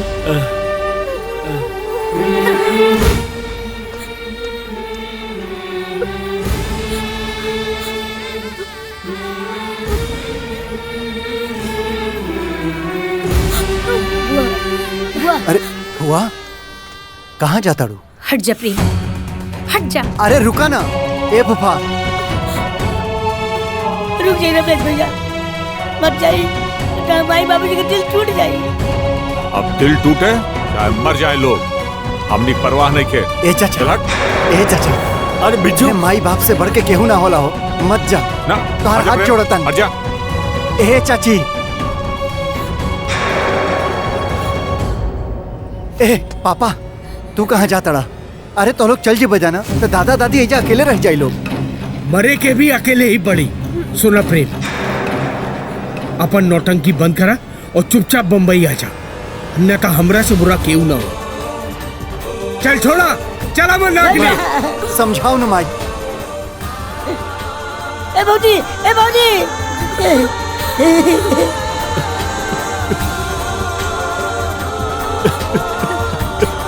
ए जी, ये कहाँ बात होता जी? कौने जमीन जायदाद के बंटवारा होता और ये झूठ बोले ले बा। गायत्री, ये लोग अपने जमीन जायदाद के बात करत रह, बिरजुआ लोग से झूठ बोलने रहे कि तू जल्दी है मरे वाली बारू।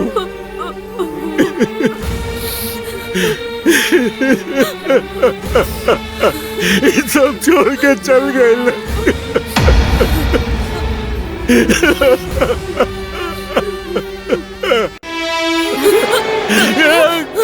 दादी, दादी, हे दादी, दादी, दादी।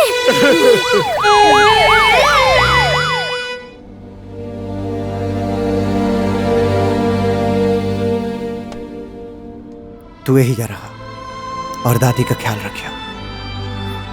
ते चल हमरा साथे।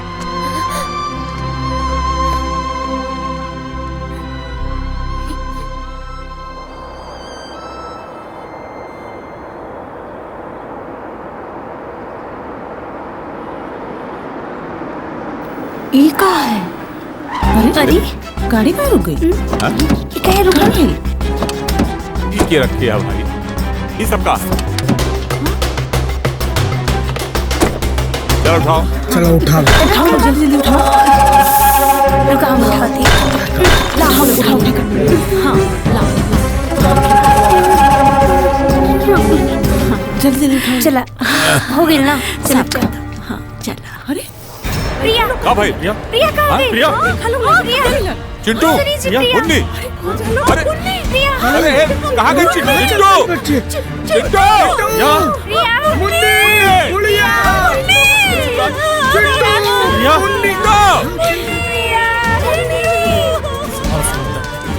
गाड़ी वापस ले। प्रिया, वापस ले गाड़ी। प्रिया, कहाँ गई लड़कन कौन?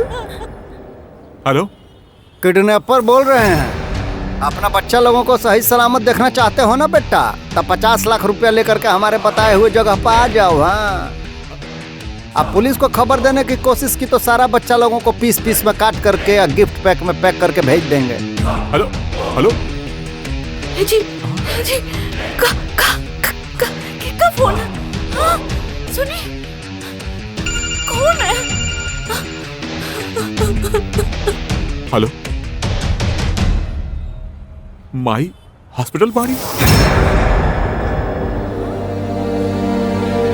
हाँ चलो ड्राइवर।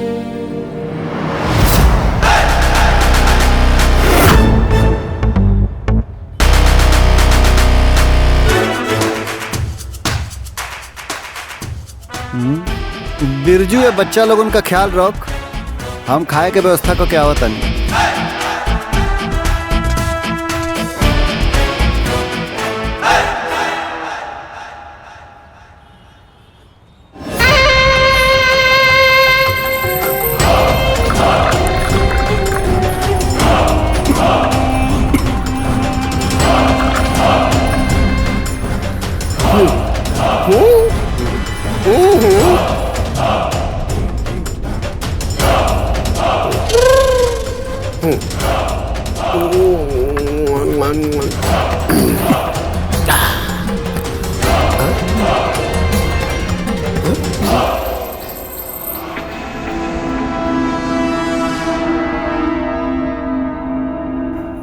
शाबाश शाबाश, बहुत बढ़िया खबर लेके आए बड़े थे।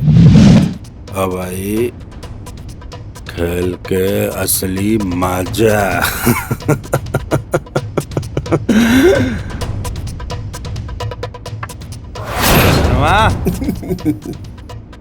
अब आई ऊंट पहाड़ के नीचे, धीरज के धर, अब जमीन मिले में ना हो देर।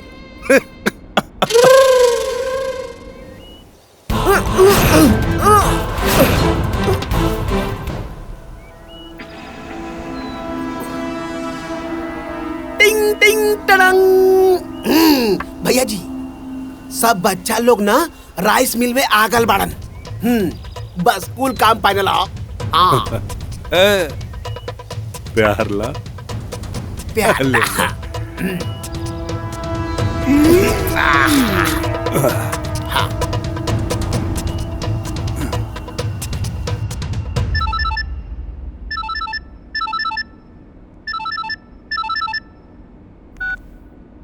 हेलो चंद्रमा बाबू, प्रणाम।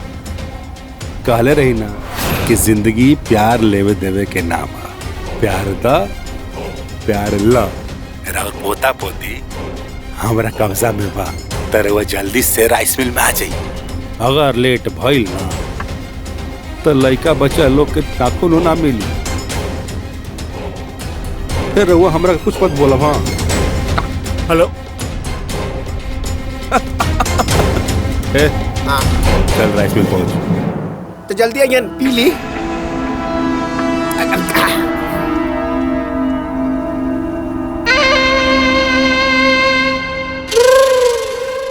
तू यहाँ ख्याल रखा जी। तू गायत्री के पासे रहा, हम आवतानी। बाबूजी, बाबूजी। अरे अरे का भाई उठा उठा। लड़का लोगन के बचा ली बाबूजी। बाबूजी, हमार प्रिया भी। तू चिंता मत कर बाबूजी, लड़के लोगन के किडनैप कैले है बाकी। हमरा मालूम, हम लड़का लोग के कुछ न होके दे। अभी हम जिंदा बानी, जिंदा। तू लोग यही रुका, हम आवतानी। बाबूजी, रउआ संगे हमनियों के साथ चली सक। आवा बुआ जी।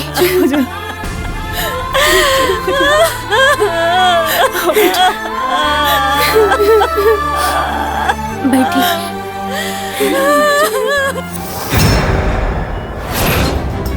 बिरजू का भेल रे? ए बिरजू, बिरजू, बिरजू, ए बिरजू, बिरजू। का भइल? और बच्चा लोग कहाँ बा? अरे फिर टिवाई रखा देखो ना, गमछा से मुंह लपेट के रखा चल गई। यहाँ से बच्चा सबको भी लेके चल गई। चल हमारे साथ चल।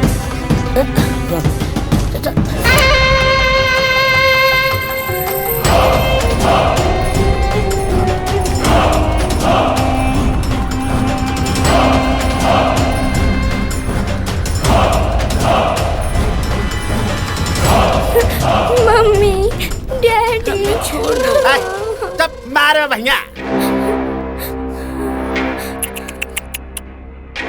अले ले ले ले, अले बेटा चुप हो जा, दुखाता। अबे ना दुखाई तो अल दादाजी ना पैसा लेके ही हैं, वो पैसा हम ले ले, फिर तो हम लोग छोड़ ले, तब तक दर्द तो बर्दाश्त करे के पड़ी।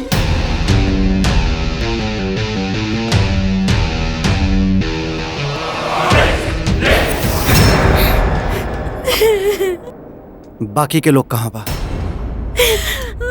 बबुआ लोग के धीरज किडनैप कैले बा और धीरज दादाजी की फोन भी कैले रहलस। दादाजी के साथ सब लोग वही जगह बड़ा जान।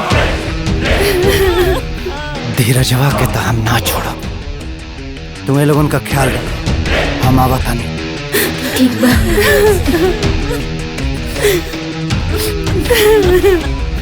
मत रो।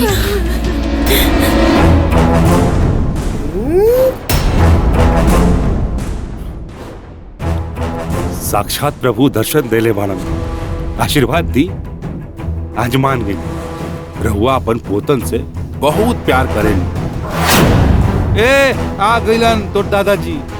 ए थोड़ा पैर के आराम दो लोग, पीछे पीछे।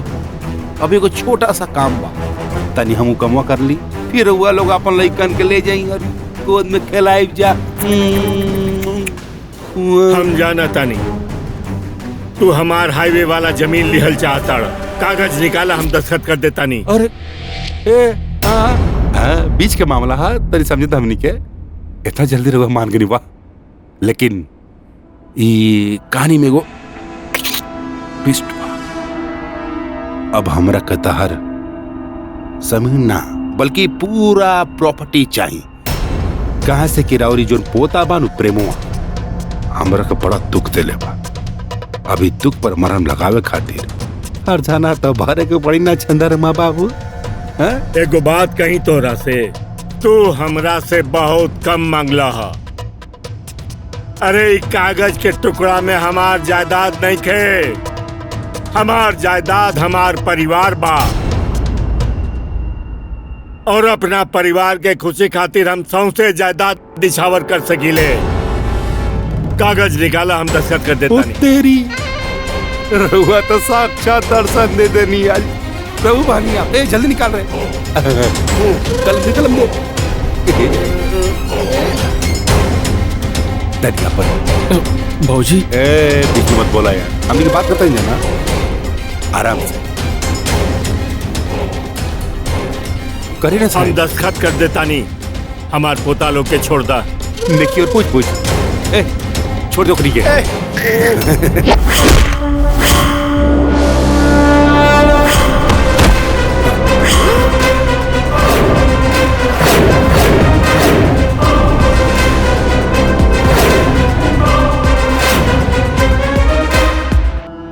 अरे भगवान के घर में शैतान कहाँ से पैदा हो गया? अरे बहुत प्रॉब्लम दिले बा हमरा के। ई प्रॉब्लम के दूर करसन रे, मारसन। अरे जैसन दूर करसन।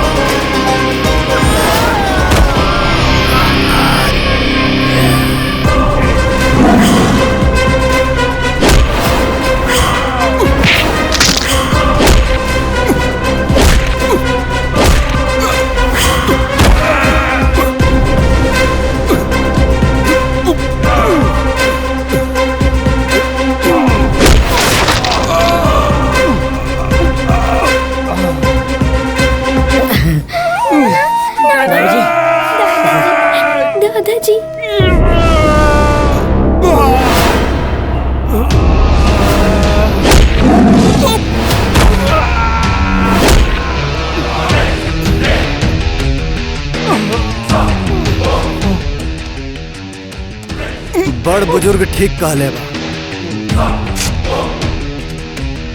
लात के भूत बात से ना माने।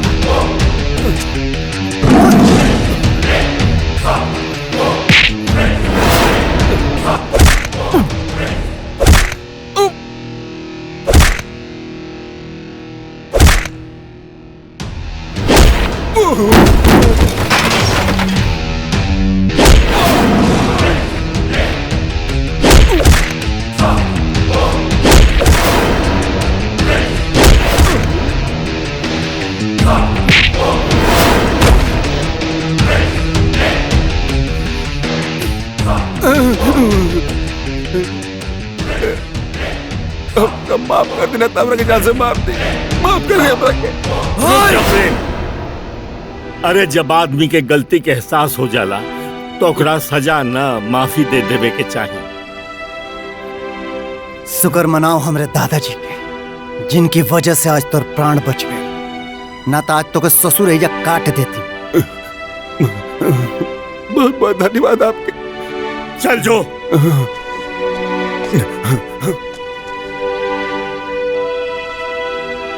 बेटा प्रेम, आवा बच्चा लोग। माही, हमनी से बहुत बड़ी गलती हो गई, हमनी के माफ कर दा। माई की शरणों में दुश्मन को होला। हम स्वर्ग छोड़ के सुख के तलाश में भटकत रहे, कितना बेवकूफ रहे हम। जवन ममता के कारण भगवान भी जन्म ले लेलन, वो ममता के अपमानित करके जात रहनी जा। माई आँख खोला माई, माई उठा माई, अगर तोरा का कुछ हो तो दुनिया हमने के पापी गई माई, मैं के हत्यारा गई। आँख खोल माई। दुनिया के ताना सुने से बढ़िया बाबा तू अपने साथ ले चला।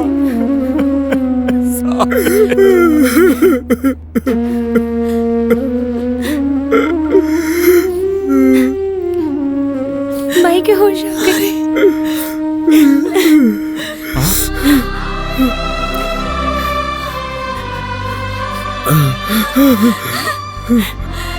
माई, हमनी के गलती माफ करे लायक तो नहीं थे, लेकिन माँ अपने औलाद का हर गलती की क्षमा करेला माई। हमने को तो जिंदगी दे, हमने को तोहरा के मौत के करीब ला देनी माई। हमरा के माफ कर दे माई। एगो माँ हो के भी हम अपना माई के दर्द ना समझ सकनी। कितना उल्टा सीधा बोल देनी तोहरा के। हमरा के माफ कर दे माई।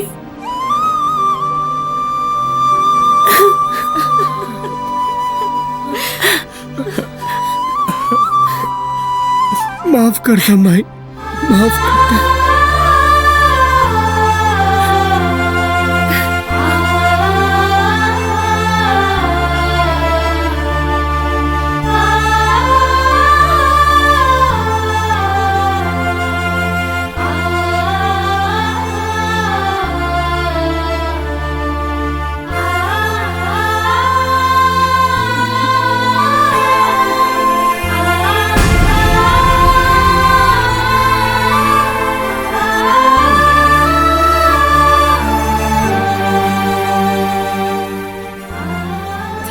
ए बुढ़िया, सबके त माफ कर दे लू, अब तनी हमरो सपना पूरा कर दा। सब तो ठीक बा दादी, पर जायदाद से एगो फूटी कौड़ी मत दी है लोगन के। हाँ एगो कहावत बा कि सुबह के भूलल अगर सांझी के घर आ जाए तो ओकरा भूलल ना कहल जाला। और हमार पोता प्रेम और बिरजू मिल के हमार नालायक बेटा लोग के सुधार देलक। यही से हम हमार बुढ़िया, हम दोनों जना बड़ा खुश बानी जा।